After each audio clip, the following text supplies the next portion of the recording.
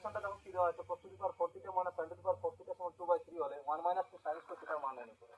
দেখো কিভাবে করবে, এখানে কোশ্চেনটা লিখছি cos to the power 4 theta minus sin to the power 4 ঠিক আছে।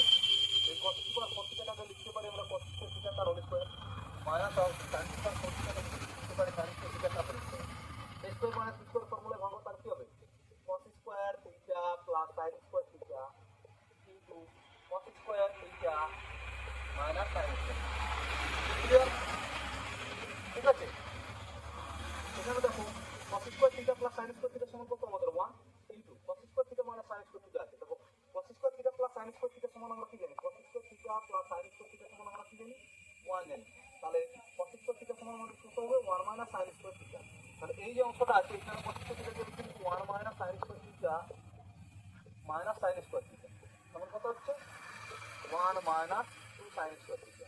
আর দেখো এই যে cos to the power 4 theta minus sin to the power 4 থিটার ভ্যালু দেওয়া আছে 2/3, তাহলে এটা সমান 1 মাইনাস 2 sin স্কয়ার থিটা দেওয়া আছে, তো এর ভ্যালুটা